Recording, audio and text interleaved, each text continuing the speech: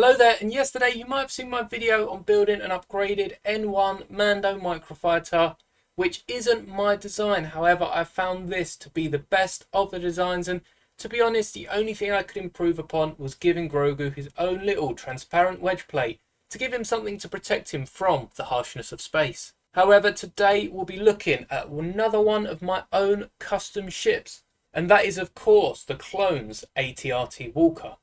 Now, much like my BARC speeder, this is built using only the pieces from that 501st battle pack. I do believe actually that there was two pieces in these front wings here that weren't part of that speeder, but besides them two pieces, this whole BARC speeder is from the 501st battle pack. You know, the first one we got that had the AT-RT Walker and the BARC speeder, but they were blown completely out of proportions. And now, to go alongside with it, we have an AT-RT Walker. Now, of course, the scale that LEGO use will not look too good along these. However, these are minifigure scale, pretty much to the T. The only exclusion is the width of this AT-RT Walker. I couldn't really find any exact measurements in any of the Star Wars books we've got for the width of the Walker. So I've taken some creative liberties. Obviously, you can see it's about 7 studs wide, if not even 8, if you look at how far these feet stick out. However, I don't think that's too far off of complete minifigure scale, as even in universe you see the legs do stick out, and of course they have all these bumps and gears at the side, and even the feet, you've got the 3 toes on each walker, so it's probably not too far exact, but the height and even the depth from the back bit here to the tip of the turret is exactly the lengths they give us in one of the Star Wars encyclopedias. I do think this looks really cool, especially when put next to the BARC speeder, and they're reduced greatly in style. We could even get something like this in a future battle pack with the BARC speeder and AT-RT Walker a lot closer to minifigure scale, and hence we could probably get a few more builds, such as a stat for the droids or maybe even a brick built droid. Now, of course, we do have a rumoured battle pack that is coming with a few different smaller builds, but I'll cover that in tomorrow's rumour video. Of course, last Tuesday of the month, it's going to be a rumours video that you don't want to miss.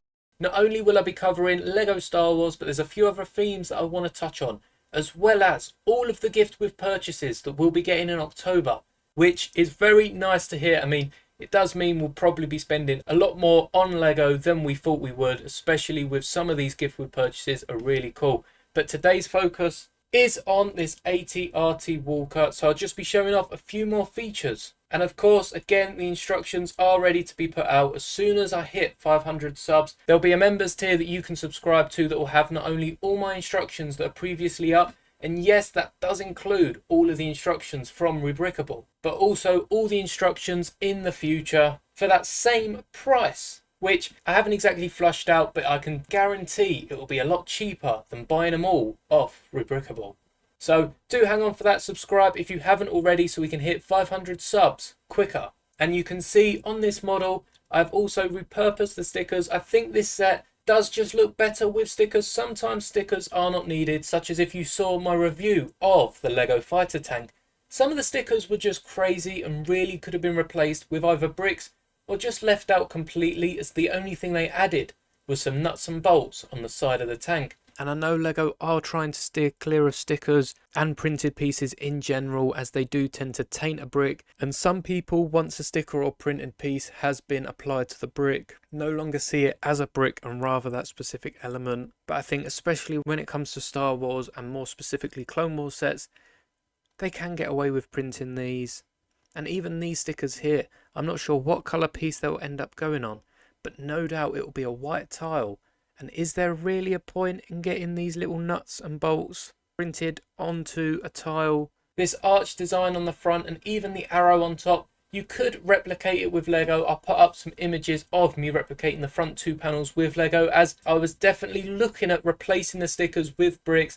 However, I think when you've got the stickers here, especially as I do from the 501st Battle Pack, there's no point trying to minimize it into Lego when it already looks this good. And again, with the legs, I could have added in an extra bend using the plates rather than the bricks with the hinge pieces on the ends. However, the rest of the model is built using bricks from the 501st Battle Pack, so it'd be silly not to use the bricks that came along with it, as It's just an extra piece you'd have to buy if you wanted to build this model, and especially as I've got a few 501st battle packs, it just means I know I have enough pieces to build a whole squadron of these, as well as an army of the BARC speeders. Now, of course, as I'm displaying them on my shelf, I will only be creating this one, much like the BARC speeder, and I suppose I do have the BARC speeder 4 crosshair, which if you haven't seen, the video is out there on my channel. I create 5 speeders in one video. But for this video, I just wanted to take a closer look as I've mimicked all the different designs of the AT-RT and even the antennas at the back. I haven't used the bar pieces as they just shoot up way too high, and then instead use the fingers from the mechs with one of these light bluish grey pieces on top. And I've even replicated the bags well. We've got this arm that stretches down to the edge of the legs. And all of this is repeated on the other side. So it is perfectly symmetrical to both the left and the right. And on the back, I even have a slot for not only the binoculars, but also this clone's gun, as there's no way they can hold it on top, and they don't really need to, especially when they've got this turret. And speaking of turrets, a few of you are fans of more playset models with the stud shooters, so I'll leave another image of a stud shooter design that not only you can add to this instead of having this fixed turret out the front, but also it only uses the pieces that came in the set. Once again, it's just so much easier to use, as LEGO have already given us a box with all these pieces, and even if you didn't buy a 501st Battle Pack when they originally were on sale, you can pick up a box either secondhand or even part it out on Bricklink, where you can buy the sticker sheet as well as all the other pieces, and of course the clone trooper to sit on top. And as it's a smaller model, it will be a lot cheaper than buying the complete set. As for what I have plans for these, again I say they're just going to sit on my shelf. However, I do want to create a nice Clone Wars MOC, or just a MOC using clones that could just be completely made up from my imagination. So stay tuned for that. I now have the space to create these MOCs. And with these more minifigure scale ships, it just means I can also pack more onto a smaller space, as it'd be nice displaying official LEGO sets. But as I've scaled them down, I can just fit so much more. And I mentioned the rumours video tomorrow will hang on for the day after, where there is another custom build that if you enjoyed this and the BARC speeder, you will not want to miss. That is all from me. Again, subscribe so we can hit 500 subscribers, and I'll get you these instructions as well as all the others on my channel out to you as soon as I can. And as well as that, drop a like if you enjoy this style of video. I'll continue building MOCs nevertheless. However, I like having the chance to show them off to you, especially showing off all the little details that you wouldn't see if I just posted a picture. So stay tuned for more awesome LEGO content, and as always, may the bricks be with you.